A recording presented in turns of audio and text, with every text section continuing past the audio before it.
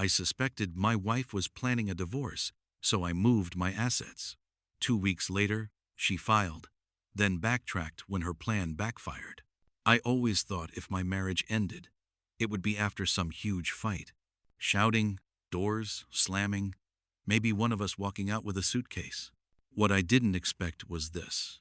My wife quietly planning a divorce behind my back, while I quietly moved every major asset out of her reach. 2 weeks later, she finally filed. And that's when her entire plan blew up in her face. Hey everyone, let me tell you how this all went down. I'm not someone who jumps to conclusions or goes looking for drama. For most of our relationship, I would have told you my wife, let's call her M, and I were solid. We'd been together 6 years, married for 4. And from the outside, we looked like that couple who had it figured out. We had the normal little arguments, sure, but nothing that made me think, yeah, she might be secretly planning an exit strategy. We had our routines, our stupid inside jokes. She used to plan these elaborate date nights. I'd show up with her favorite takeout when she had a brutal day. It felt easy, like we were on the same team. Which is exactly why what happened next felt so insane. Because you don't go from sharing fries on the couch to secretly moving money and filing divorce papers for no reason. Or at least, that's what I thought until the small changes started.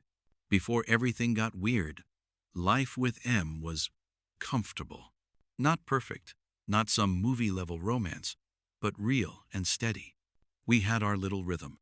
Saturday mornings were for sleeping in and arguing over which show to binge. She'd put on some cozy playlist, curl up next to me, and complain about her coworkers. I'd pretend to be annoyed, but I always listened. We had our own language of dumb jokes, stuff no one else would find funny, but one word could send both of us into a laughing fit. She loved planning things, surprise dinners, weekend dates, random let's try this new place nights. I was more low-key. For me, showing love was making sure her favorite food was waiting when she got home exhausted, or staying up late to listen when something was bothering her. There were no big screaming matches, no ultimatums. We weren't that couple who broke up every few months only to get back together. If you'd asked me back then, I would have said, yeah, we're good. We're in this for the long haul. Looking back, that's what makes everything that followed so unsettling. Because there wasn't one obvious disaster. No cheating reveal. No huge betrayal I knew about. It started with tiny, almost harmless things. Changes so small, I could have easily brushed them off. And honestly, at first, I did. But then her phone habits changed. And that was the first sign that something under the surface had shifted. The first real crack wasn't some big argument. It was her phone. For most of our relationship, her phone would just sit on the coffee table for hours. She wasn't weird about it. If it buzzed and she was in the kitchen, she'd yell, "Can you see who that is?" And I'd check without thinking twice. Then, about 6 months ago, that changed. She started taking it everywhere. Bathroom, laundry room, even just walking to the kitchen for a glass of water. The phone came along. At first, I teased her. "What are you doing? Running a secret spy ring now?" She laughed and said, "No, work's just been emailing a lot." Seemed harmless. A few days later, suddenly there was a password on it. She'd never bothered with one before. When I casually asked, "Since when do you lock your phone?" she gave me this little shrug. Security. Hackers. Everyone at work is doing it. I didn't push. I didn't want to sound paranoid or controlling. But little things kept stacking. Her phone would ring, and instead of answering next to me on the couch like she always did, she'd say, "Let me just grab this real quick," and walk into the bedroom or out onto the porch. If I asked who it was, the answer was always the same. Just a friend from work. One night, I reached over to hand her something, and she quickly flipped her phone face down. Blink and you miss it move. But I didn't miss it. The phone stuff bothered me, but I kept telling myself not to overthink it. People get busy. Work gets stressful. Maybe I was just being sensitive. Then came the coffee meetup. One random Wednesday, she told me she was grabbing coffee with a friend after work. Nothing unusual. She does that from time to time, so I didn't think much of it. That afternoon, I happened to be running errands in the same area. I figured, okay, this could be cute. I'll swing by, pay for her drink, say hi to her friend, maybe look like the supportive husband. When I pulled up near the cafe, she wasn't sitting inside laughing with anyone. She was outside, pacing on the sidewalk, phone pressed to her ear. Something about her body language made me stay in the car. She wasn't smiling. She wasn't animated. She was focused, serious. I didn't mean to eavesdrop, but with the window cracked, a few phrases carried over. It's almost ready, starting fresh soon. My stomach dropped. That didn't sound like office drama or a friend venting. It sounded like someone planning a big reset. When she came home later that day, I asked, "How was coffee?" She launched straight into this detailed story about her friend complaining about her boyfriend. Names, arguments, little side comments. It felt scripted, too smooth. I just looked at her for a second, thinking about what I'd heard.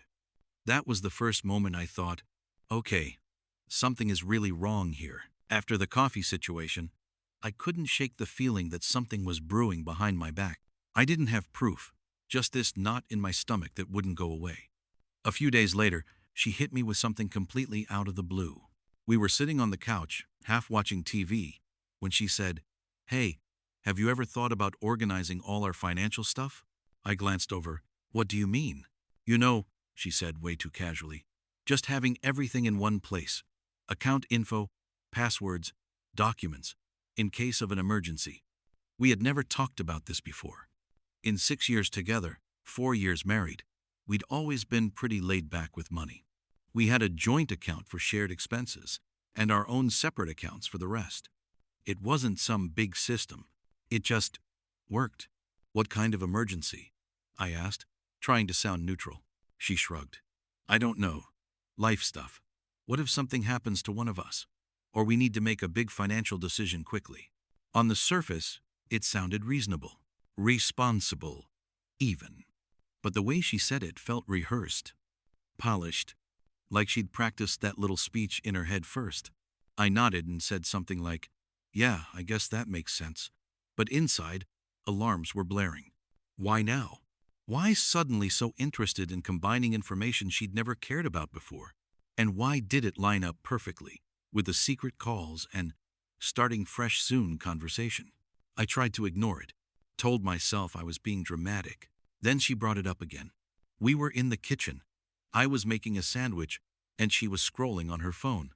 Without looking up, she said, "Have you thought more about organizing the bank stuff? Do you know where all the account details are?" This time, I put the knife down and turned to her. "Okay, what's going on?" I asked, keeping my tone light but firm. "You've been bringing up finances a lot lately. Is there something we need to talk about?" She finally looked up, almost surprised I'd pushed back. "No, nothing's wrong," she said a little too quickly. "I just think it's important, that's all. You know, for emergencies." "Emergencies like what?" Another shrug. "I don't know. Just life. It's not a big deal. I promise." It felt like she was dodging the real answer. The vagueness, the timing, the sudden interest, it all felt off.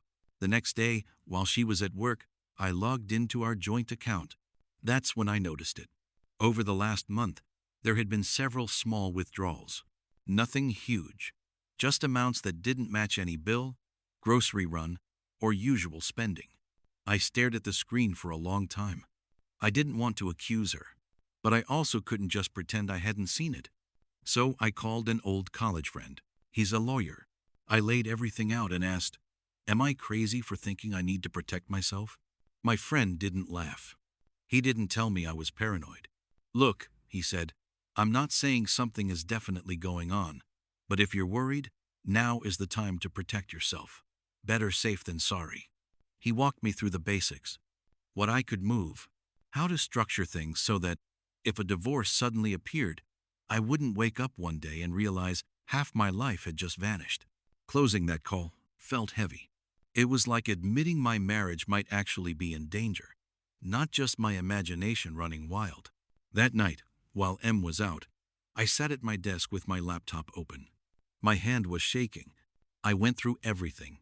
Bank accounts, investment accounts, the house deed. Every document I opened felt like another crack in the trust I thought we had. But there was this stubborn voice in my head saying, If you don't do this and you're right, you're going to regret it. So I made a list of what I could move without setting off alarms. Then I called my mom. I need you to hold some things for me, I said. Nothing illegal. Just protection. In case something happens. She went quiet for a second. Are you okay? Yeah, I lied. It's just a precaution.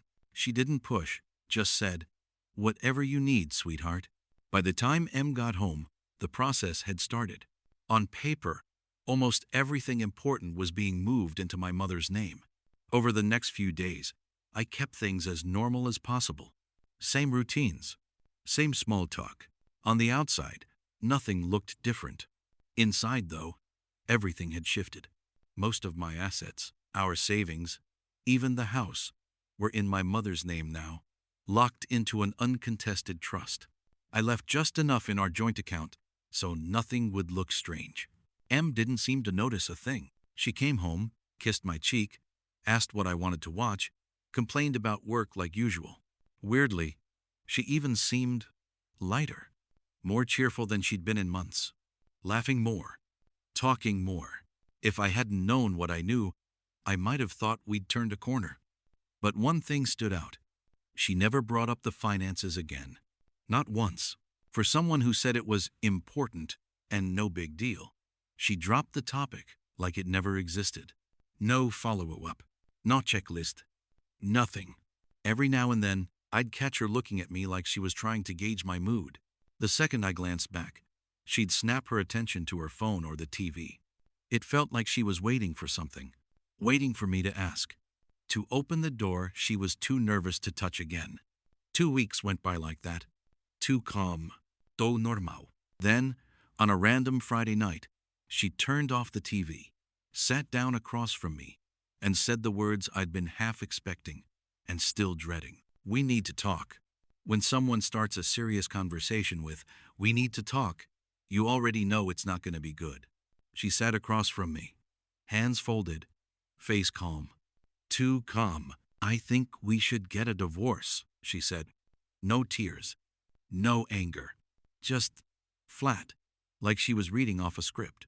For a second, I just stared at her. Not because I was shocked she wanted out that part I'd been bracing for, but because of how cold it sounded. She launched into this speech about needing space, wanting to find herself, feeling like she'd lost her identity in the marriage. It was every cliché you've ever heard, except it didn't match the life we'd actually shared. Then she hit me with, I've made a lot of sacrifices for you, and I don't think you really appreciate them. I deserve more. That one stung.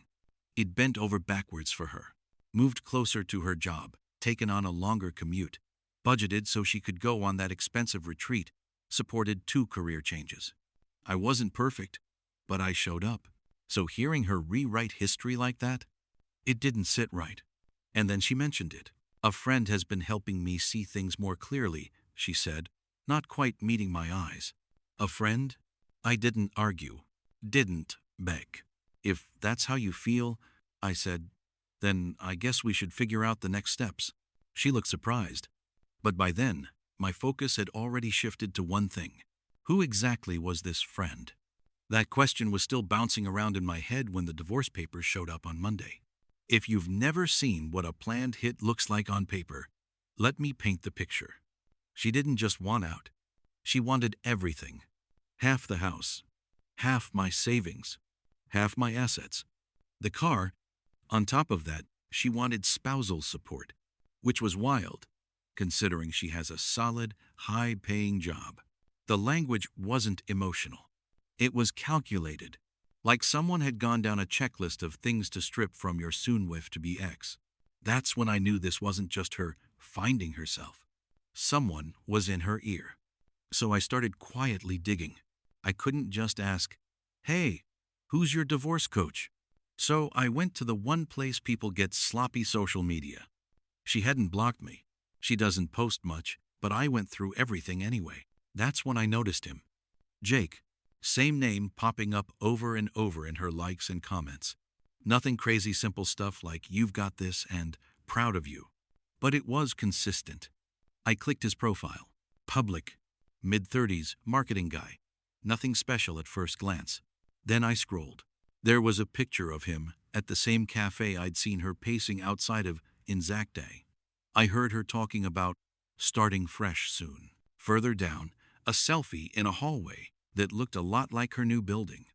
It wasn't proof of an affair, but it was enough to connect a few very uncomfortable dots. Knowing his name wasn't enough. I needed to know how deep this went. I started with someone safe, Lisa, one of M's longtime friends. I kept it casual. Asked if M had mentioned anyone new from work, or a friend who'd been helping her see things clearly. Lisa shut it down fast. Said she didn't know anything, then got defensive the second I pressed, like she didn't even want to be part of the conversation. That alone was suspicious. So I tried Emily, another mutual friend. Same approach. I'm just trying to understand what happened. Has M said anything to you? Emily was hesitant, gave vague answers, then suddenly said she had to go and hung up. About 20 minutes later, my phone rang again. It was Emily. She sounded nervous. I need to know this won't come back to me, she said. I promised it wouldn't. After a long pause, she told me what she knew. M had been spending a lot of time with a guy from work, Jake. He'd been giving her advice about the relationship and the divorce, pumping her up, telling her what she deserved. Hearing his name out loud felt like a puzzle piece snapping into place. I didn't yell, didn't call M. Instead, that Saturday, I drove to her new apartment building, parked a block away, and waited. A few hours later, I watched her walk out the front door with Jake. Close. Comfortable. I didn't need to follow them. I'd seen enough. Here's the part she didn't see coming. When her lawyer pushed those aggressive demands, half the house, half the assets, spousal support they were expecting, a clean, easy hit. They thought I'd roll over. But by the time those papers landed in my hands, everything important was already gone. The house, technically in my mother's name, savings and investments, moved and protected. I wasn't hiding money mid-divorce. I'd moved it before anything was filed, on the advice of a lawyer, because I genuinely believed something was coming. When my attorney responded, their side got a very different picture than they were expecting. There just wasn't much left to take. At least, not the way they'd planned. M went from confident and detached to suddenly very interested in talking things through. The woman who had handed me divorce papers like a business memo started texting more, calling, asking if we could maybe work something out without being so extreme. It was like watching someone realize the heist had already failed, and now they were trying to act like they never meant to rob the place in the first place. I stayed calm. No screaming. No drama. I agreed to a fair split of what was still legitimately marital, and in both our names. But all those extra things she thought she was going to walk away with? Off the table. Her grand plan to cash out of the marriage didn't just stall. It backfired. Because you can't take what you never really had access to. After the dust settled, the weirdest part wasn't the legal side. It was the emotional hangover. There were nights I sat in my half-empty living room, staring at the walls, replaying our entire relationship in my head. The vacations, the lady-night talks, the stupid jokes, our wedding day. And then I'd jump cut to her pacing outside that cafe, talking about starting fresh, while I sat in my car like an idiot who still believed we were a team. People love to say, you never really know someone until things fall apart. They're right. I had to accept that the woman I married and the woman who tried to gut me on the way out were the same person. That doesn't mean every good moment was fake. But it does mean she was capable of both. The biggest lesson?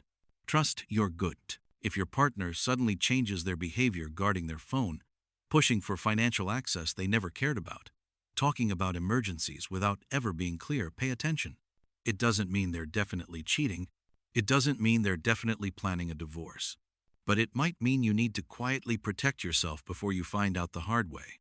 I don't feel guilty about moving my assets anymore. I felt guilty then, but not now.